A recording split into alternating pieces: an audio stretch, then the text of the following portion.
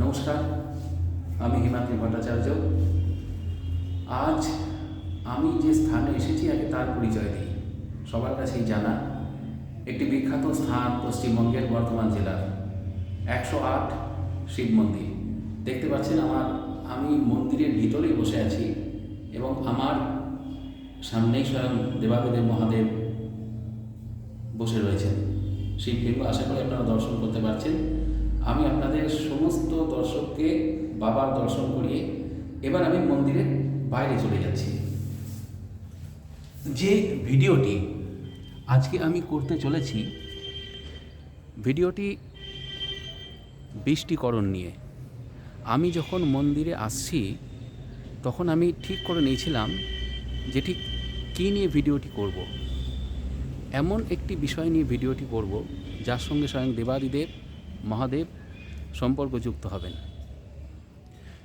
তো আস্তে আস্তে ভেবে নিলাম যে যাদের বৃষ্টিকরণে জন্ম, হ্যাঁ ঠিকই শুনেছেন, বৃষ্টিকরণে জন্ম, তাদের জন্য আজকের ভিডিওটি যথাযথ হতে চলেছে।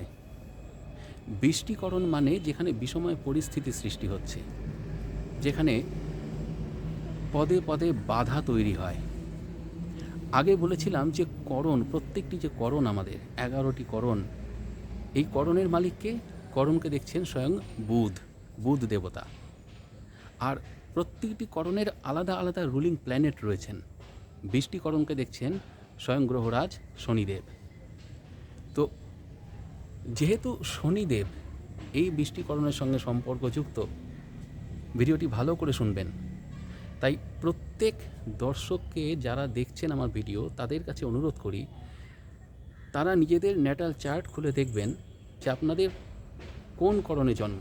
যদি বৃষ্টিকরণে জন্ম হয়ে থাকে তাহলে অবশ্যই শনিদেবকে কিন্তু আপনাদের ছকে দেখতে হবে যে শনিদেব তার বলবত্তা কেমন।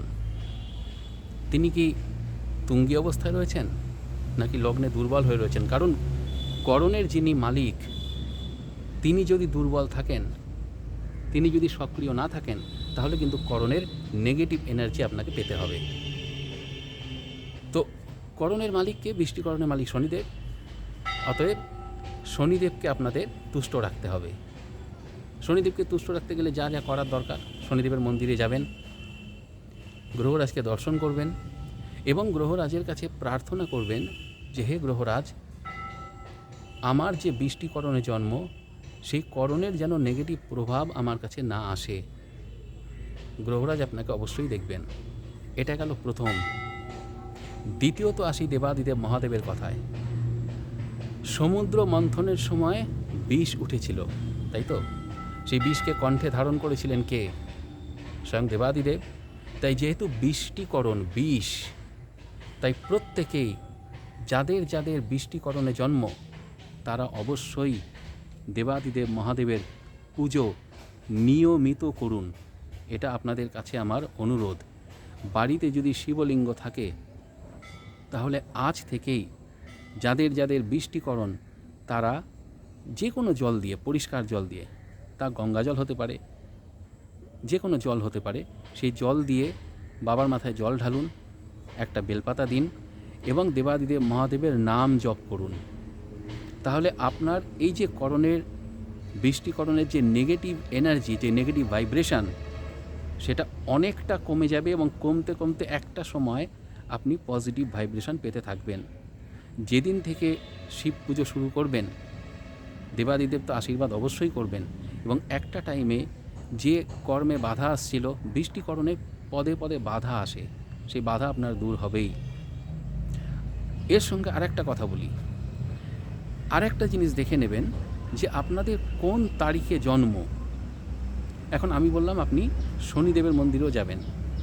যদি দেখেন আপনার জন্ম 1 তারিখে, আপনার জন্ম 10 তারিখে, আপনার জন্ম 19 তারিখে, আপনার জন্ম 28 তারিখে, তার মধ্যে জন্ম সংখ্যা আসছে তার মানে 1, তাই তো?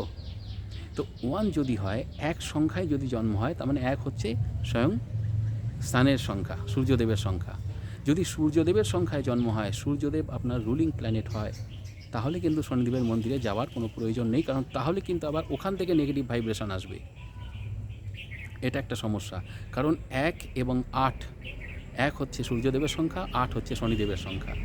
তো যখনই আপনি 1-এর সংখ্যার লোক হয়ে শনিদেবের সংখ্যায় মানে শনিদেবের মন্দিরে যাবেন, শনিদেবের শরণাপন্ন হবেন, তখন ওখান থেকে আপনার কাছে নেগেটিভ ভাইব্রেশন আসবে, কারণ 1, 8 অ্যান্টি নাম্বার।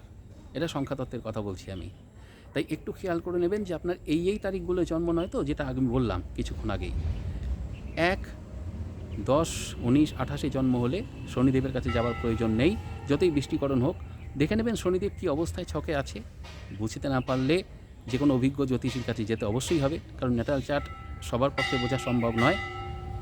আর যদি বুঝতে না পারেন এই মুহূর্তে, জ্যোতিষীর কাছে পরে যাবেন কিছুদিন পরে, কিন্তু যেতে তো অবশ্যই হবে। যদি শনি ড্যামেজ থাকলে আপনি করণে নেগেটিভ প্রভাব পাবেন। তবে যদি বৃষ্টিকরণে জন্ম হয়ে থাকে আপনার, তবে আজ থেকেই শিব পূজা শুরু করে দিন এবং শিব নাম জপ শুরু করে দিন, কারণ করণের প্রভাব নেগেটিভ হলে কিন্তু জীবনেও নেগেটিভ ভাইব্রেশন আসবে। আজ এ পর্যন্তই বলি।